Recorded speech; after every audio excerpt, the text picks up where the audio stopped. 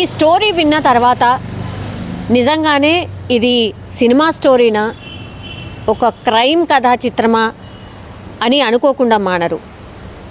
Because స్వయంగా ఎవరైతే ఒక బాధని అనుభవించిన వ్యక్తి ఎవరైతే ఉన్నాడో అతనే స్వయంగా తను ఏం చేశాడో ఒప్పుకొని సెల్ఫీ వీడియో రిలీజ్ చేస్తే కానీ అసలు ఏం జరిగింది అనేది పోలీసులకు కూడా అంతు చిక్కలేదు.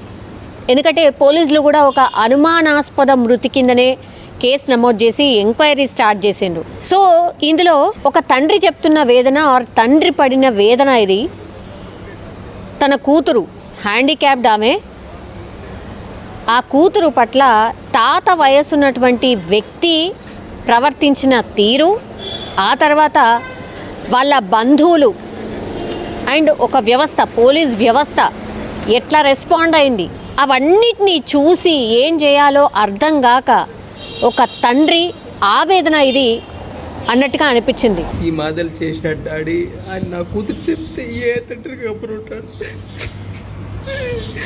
చట్టపరంగా పోవాలని పోలీసు వాళ్ళకి కంప్లైంట్ ఇచ్చే వాళ్ళు వాళ్ళ దగ్గర డబ్బులు తీసుకొని వాళ్ళని వదిలేసి వాళ్ళు ఆ బాధలు చేశారు. పోలీసు వాళ్ళు ఈ మాదలు చేశారు. వీళ్ళు మా మర్దాలు ఇట్లా రమణ వీళ్ళు ఈ మాదల మీరు కేసు పెట్టినా కానీ మేము డబ్బులు కట్టేసి మేము బయటకు వచ్చినామని పబ్లిక్ చేసేసారు. ఏం చేయాలి, ఏ తండ్రికి అప్పుడుంటాడు. ఎందుకంటే పూసగుచ్చినట్టుగా అసలు ఏం జరిగింది ఏంటి అనేది ఒక తండ్రి కువైట్ నుంచి వీడియోని రిలీజ్ చేసిండు. యాక్చువల్లీ నేను ఇంతకుముందు చెప్పినట్టుగా 12 ఏళ్ల కూతురు తాత వయసున్న వ్యక్తి అసభ్యంగా ప్రవర్తించడం అండ్ ఆమెను అంటే ఒక రకంగా ఆమె పట్ల అసభ్యంగా ప్రవర్తించిండు అంటేనే అర్థం చేసుకోవచ్చు. 59 సంవత్సరాలు ఆ వ్యక్తికి. అండ్ ఇప్పుడు వీడియోలో కనిపిస్తున్నటువంటి వ్యక్తి ఎవరైతే ఉన్నారో వాళ్ళ పాపకు వచ్చి 12 ఏళ్ళు. కువైట్లో ఉంటున్నారు కాబట్టి వాళ్ళ పాప వాళ్ళ మరదల దగ్గర, అంటే వాళ్ళ ఇప్పుడు ఈ తండ్రి ఎవరైతే ఉన్నారో వాళ్ళ మరదల దగ్గర ఊర్లో ఉంచి సంరక్షణ చూసుకో అని చెప్పి వెళ్తే ఈ మరదలు వాళ్ళ మామ ఎవరైతే ఉంటారో వాళ్ళ కూతురు పట్ల అంటే ఎంత అసభ్యంగా ప్రవర్తించి ఎంత పెయిన్ఫుల్ అనుభవిస్తే కానీ ఆ తండ్రి ఆవేదనగా చెప్తున్నటువంటి సిట్యుయేషన్ క్లియర్గా చెప్పిండో. ఆ తాత వయసున్న వ్యక్తిని ఎవరైతే నా కూతురు పట్ల అసభ్యంగా ప్రవర్తించిండో నేనే చంపాను, కువైట్ నుంచి వచ్చి అతన్ని చంపి వెళ్ళిపోయాను అని క్లియర్ కట్గా చెప్పినటువంటి సిచ్యువేషన్. నిజంగానే ఇది షాక్కి గురి చేసినటువంటి అంశం కూడా పోలీసులకు కూడా అంతు చిక్కని కేసుగా మారిపోయే ఉండేదేమో ఒకవేళ ఈ తండ్రి అతను వీడియో రిలీజ్ చేయకపోతే. అసలు ఏం జరిగింది ఏంటి అనేది ఆ తండ్రి మాటల్లో మీరే వినండి. సారీ, నా కూతురు చెప్పిన మాటలేనండి. ఎక్కడెక్కడ పట్టుకున్నాను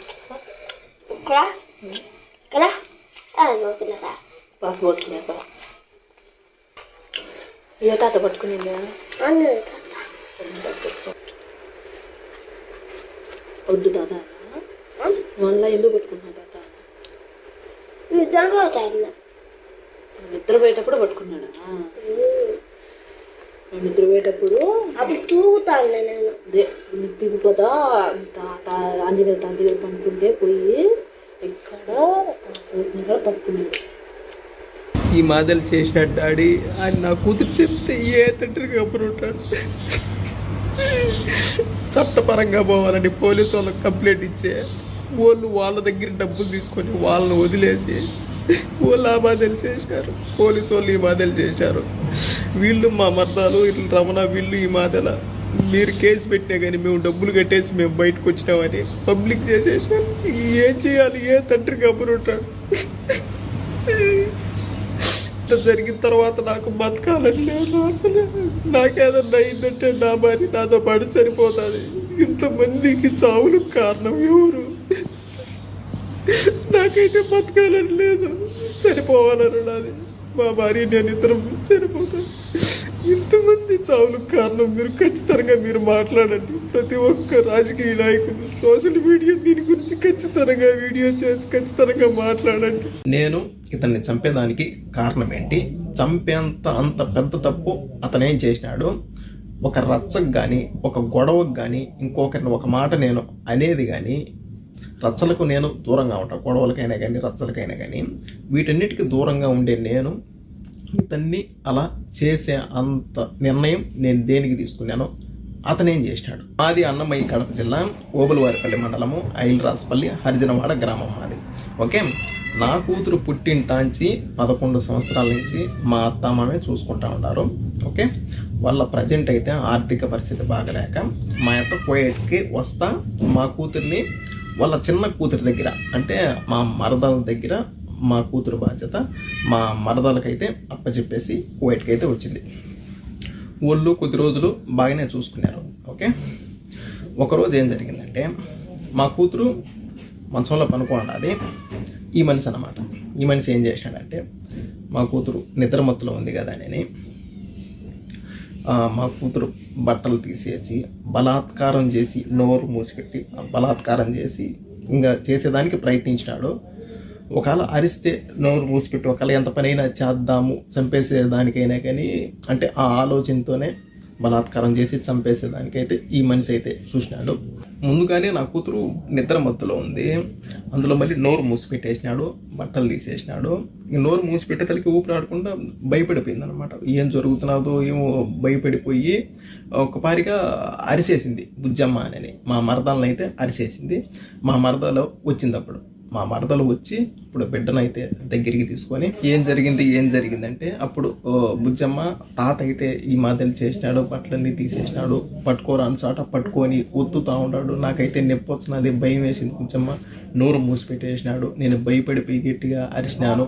తరువాత మా మరదలైనా కానీ మా మరదలు వాళ్ళ భర్త రమణ అయినా కానీ వీళ్ళిద్దరూ ఈ మనిషిని దేనికి ఈ మాదిరి చేసినావు పసిబిడ్డనని ఒక్క మాట అడగల. తరువాత నా బిడ్డను వీళ్ళిద్దరూ బెదిరించినారు. తాత ఈ మాదిరి అని చేసినాడు అని నువ్వు ఎక్కడ చెప్పగాకని నా బిడ్డను అయితే బెదిరించినారు. నా బిడ్డ భయపడిపోయింది. తర్వాత మా మరదలు మా భార్యకి ఫోన్ చేసి మా ఇంట్లో వసతి లేదు, నీ బిడ్డను చూసుకునేదానికి, నీ బిడ్డ నువ్వు తీసుకోబో అని ఎమర్జెన్సీగా చేసింది. మా ఇంట్లో గొడవలు గాన వసతి లేదు అనే తలికే సరే అని నా భార్యను ఇంటికి పంపించిన. బిడ్డను తీసుకురాపో, మన స్వాధీనంలో పెట్టుకున్నాం, మనం చూసుకున్నాము అనేది. ఓకే, పోయింది, తీసుకొని వచ్చింది. ఓకేనా, అని నా బిడ్డను మంచిగా అడిగింది నా భార్య. అసలు ఏం జరిగింది, వాళ్ళు ఏమన్నా కొట్లాడుకున్నారా, ఇన్ని రోజులు బాగానే చూసుకుంటా ఉన్నారు కదా, సడన్గా దేనికి ఈ మాదిరి ఏంది, నేను ఊరికి చెప్పనులే, భయపడగాకు, అసలు ఏం జరిగింది, వాళ్ళ కాళ్ళకి ఏమన్నా రచ్చలా అని నా భార్య చిన్నగా అడగడం వల్ల నా కూతురు చెప్పేసింది. అమ్మ, నేను నిద్రమత్తులో ఉన్నాను, తాత బట్టలన్నీ తీసేసినాడు, ఇక్కడ పట్టుకొని చెస్ట్ దగ్గర ఉత్తినాడమ్మా, ఇంకా చెప్పరాని ప్లేస్లో పట్టుకొని గట్టిగా ఉత్తినాడమ్మా, అరుచానని ఇట్లా మూత పెట్టేసినాడు, చేత్తో మూతేసినాడు, నాకు భయం వేసిందమ్మా, ఈ మాదిరి చేసినాను, తర్వాత బుజ్జమ్మకి చెప్పినాను అని అప్పుడు చెప్పింది నా కూతురు.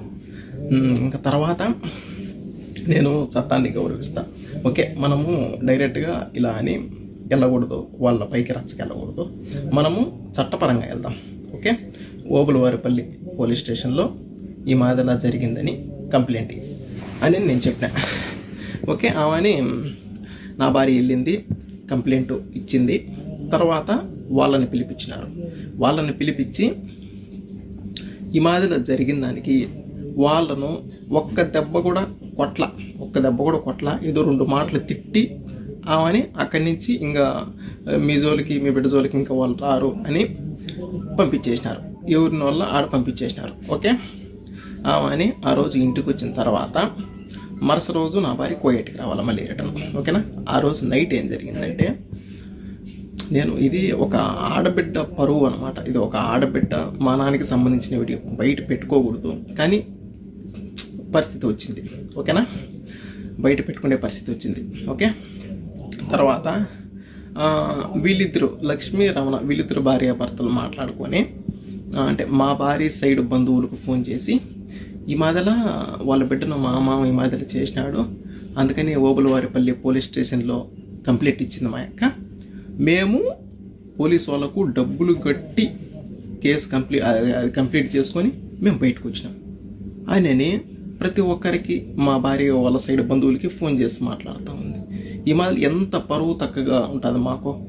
మా బిడ్డ పబ్లిక్ చేసేది ఇదొకటి వాళ్ళిద్దరు, నెక్స్ట్ ఇంకొకటి పోలీసు వాళ్ళకు డబ్బులు కట్టి మేము బయటకు వచ్చినాము ఈ మాదిరి కంప్లైంట్ ఇస్తే అని, అదొకటి. 2 ఓకేనా. ఆమెని మా భార్య నాకు ఫోన్ చేసి ఈ మాదిరి అంటా ఉంది బావా, ఎట్లా అంటే సరేలేపా నువ్వు మళ్ళీ వెళ్ళు పోలీస్ స్టేషన్కి వెళ్ళు, ఈ మాదిరి అని చెప్పు, ఈ మాదిరి పబ్లిక్ చేస్తున్నారు సార్, పబ్లిక్ చేస్తే మాకే కదా భయసినము అని చెప్పు, ఏమంటారో చూద్దాము అని మళ్ళీ పంపించిన. వెళ్ళింది సార్ వాళ్ళతో చెప్పినాము. వాళ్ళు ఫోన్ చేసి మాకేమన్నా డబ్బులు ఇచ్చినారా, దేనికి ఈ మాదిరి చెప్పినారు, దేనికి పబ్లిక్ చేస్తున్నారు, ఇది ఆడపిల్ల విషయం కదా అని తిట్టినారు. తిట్టేతలకే నన్ను ఏమన్నా అంటారేమో అని లక్ష్మి ఏదో పురుగుల మందు తాగి ఏదో సూసైడ్ చేసుకునింది. వాళ్ళ పక్క అంత పెద్ద తప్పు లేకపోతే సూసైడ్ అంత వరకు వెళ్ళింది. ఓకే, సూసైడ్ చేసుకునింది. తర్వాత ఈ మాదిరి సూసైడ్ చేసుకునిందని అక్కడి నుంచి ఎస్ఐ సార్కు ఇన్ఫర్మేషన్ వాళ్ళు చెప్పినారనమాట. ఈ మాదిరి సార్ రాలేదు, ఈ మాదిరి ఏదో తాగి ఉండదు అని ఆ సార్ ఉండేసి ఈ మాదిరి ఏదో తాగిందంట, ఆమెకి ఏదన్నా కానీ అయితే నిన్నైతే అరెస్ట్ చేస్తామని మా భార్యని అన్నారు. ఏంది ఇది, మా భార్యను అరెస్ట్ చేస్తా అన్నారు. మేము బిడ్డ విషయం ఈ మాదిరి జరిగిందని వస్తే వాళ్ళు ఏదో చేసుకోవడం వల్ల నిన్న మా భార్యను అరెస్ట్ చేస్తానంటే నువ్వు ఇక్కడే ఉండాలా, పోయేటకు కూడా పోలేవు అని సార్ మాతో చెప్పినాడు. ఓకేనా. తర్వాత మా భార్యను అక్కడే స్టేషన్లోనే, అప్పటికి స్టేషన్లోనే ఉంది. తర్వాత లక్ష్మిని అంటే మా మరదల్ని హాస్పిటల్కి తీసుకెళ్ళి అంతా బాగా అయిన తర్వాత మళ్ళీ తీసుకొని వచ్చినారు. తర్వాత సార్ ఉండేసి ఇంకా బాగుండదు అట్లే, ఇంకా నువ్వు కూడా వెళ్ళిపో ఇండియాకు, ఇంకా ఈ గొడవలు ఏమొద్దు అని మళ్ళీ పంపించేసినారు. అక్కడి నుంచి మా భార్యని పంపించేసినారు. ఓకే ఆడికి వద్దు అని పంపించేసినారు. నా భార్య నా బిడ్డకు జరిగిందని పోలీస్ స్టేషన్కి వెళ్తే ఈ మాదిరి అసలు వాళ్ళు ఏం పట్టించుకోవాలా. నెక్స్ట్ ఇంకొకటి ఏదో ఆ ఎమ్మి చేసిన దానికి మళ్ళీ నన్నే అరెస్ట్ చేస్తూ ఉండారు అని నా భార్య ఆలోచించి, ఇంకొకటి వీళ్ళిద్దరు భార్యాభర్తలు నా బిడ్డ గురించి మా భార్య సైడ్ బంధువులందరికీ ఈ మాదిరి బయటికి చెప్పి మా మామ ఈ మాదిరి చేసినాడు, కేసు పెట్టింది, మేము డబ్బులు కట్టి బయటకు వచ్చినాము అని ఈ మాదిరి అందరికీ చెప్పి వీళ్ళు చేసింది ఇదొక్కటి. ఇంకా వీళ్ళు పోలీసు వాళ్ళు ఈ మాదిరి అసలు పట్టించుకోవాలి. ఈ మాదిరి ఆడబిడ్డకు జరిగిందంటే ఈ మాదిరి పట్టించుకోవాలి. ఈ 2 ఆలోచించి ఎవరు సపోర్ట్ చేయలేదు. నా బిడ్డకు ఈ మాదిరి జరిగితే ఎవరు సపోర్ట్ చేయలేదు అని ఆలోచించి నా భార్య సూసైడ్ చేసుకునింది. ఏదో తాగింది. తర్వాత మేము కూడా హాస్పిటల్కి తీసుకెళ్ళి ఎలాగాలో ఎంత కక్కించుకొని చిన్నంగా ఎలాగాలో బయటికి నేను తెచ్చుకున్నా. తర్వాత అంటే వీళ్ళిద్దరు లక్ష్మీ రమణ వీళ్ళిద్దరూ కలిసి అంటే పబ్లిక్ చేసినారు కదా, మా భార్య వాళ్ళ బంధువులకి పబ్లిక్ చేసినారు కదా. ఇంకా ఒక్కొక్కరు చేసి ఈ మాదిరి జరిగిందంట కదా, మీరేం చేయలేదా, వాళ్ళేమో డబ్బులు కట్టుకొని బయటకు వచ్చినారంట, మీరేం చేయలేదా అని ఒక్కొక్క మాటలు మాట్లాడుతూ ఉంటే ఏందిరా ఇది, ఇల్లు అనబోతే ఇట్లా చేసినారు. నెక్స్ట్ ఇంకా చట్టపరంగా చట్టాన్ని గౌరవించి పోలీసు వాళ్ళ ద్వారా వెళ్దాం అనుకుంటే వాళ్ళు ఏం చేయలేకపోయినారు. ఊరికే మాటల వరకు మాట్లాడి పంపించేసినారు. తర్వాత ఏంది ఇది, ఏం చేయాలో నాకు అర్థం కావడం లేదు. ఆడబిడ్డకి ఈ మాదిరి జరిగితే చట్టం కూడా సీరియస్గా తీసుకోవాలా. నాకు అర్థం కాల. వీళ్ళు పబ్లిక్ చేసి ఈ మాదిరి మాట్లాడుతూ ఉండేది ఒకటి, వీళ్ళు పోలీసు వాళ్ళు పట్టించుకున్నది ఒకటి. అబ్బా నాకేం అర్థం కాల. అని మొత్తానికి ఎట్లయితే ఎట్లా అవుతుందని మొత్తానికి ఒక కన్న తండ్రిగా నిర్ణయం తీసుకున్నాను. ఈ విషయంలో ఎవరు ఏం చేయలేకపోయినా కానీ నా బిడ్డను నేను కాపాడుకోవాలి. ఎవరు సపోర్ట్ నిలబడుకున్నా కానీ నా బిడ్డ సపోర్టు నేను నిలబడాలి. ఒకవేళ నేను వీళ్ళున్నట్టే సైలెంట్గా నేను ఉంటే ఇంకా నా బిడ్డకి ఈ మాదిరి జరిగిన దానికి ఒక కన్న తండ్రిగా నేను బ్రతికుండి కూడా సచ్చినట్టే లెక్క.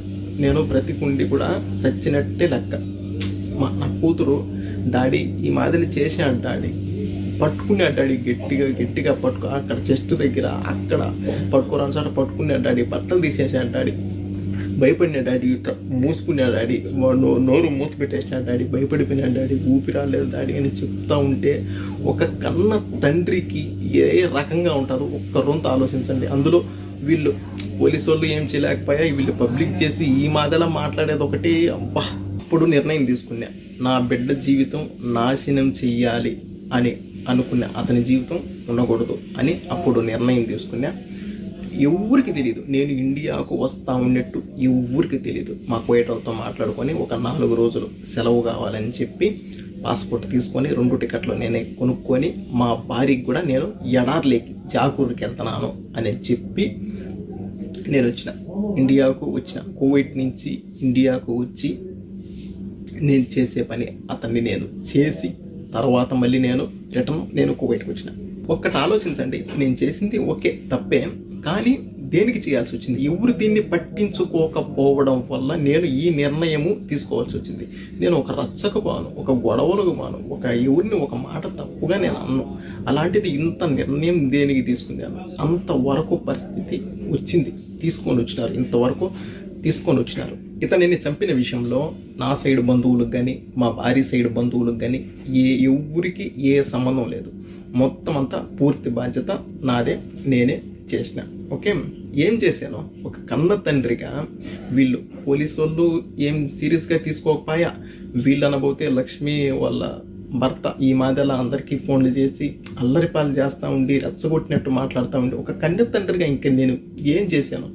ఇంకా నిర్ణయం తీసుకోవాల్సి వచ్చింది. నిర్ణయం తీసుకున్నా, ఇండియాకి వెళ్ళినా, చేసే పని చేసినా, మళ్ళీ కువైట్కి వచ్చిన. ఓకే, ఇండియాలో అంటే అక్కడ ఈ మాదిరిలా మనిషిని చంపినారు అని తెలుసు, కానీ దేనికోసం చంపినారు, ఎవరు చంపినారు, అంత ఇతనేం చేసినాడు అని తెలీదు.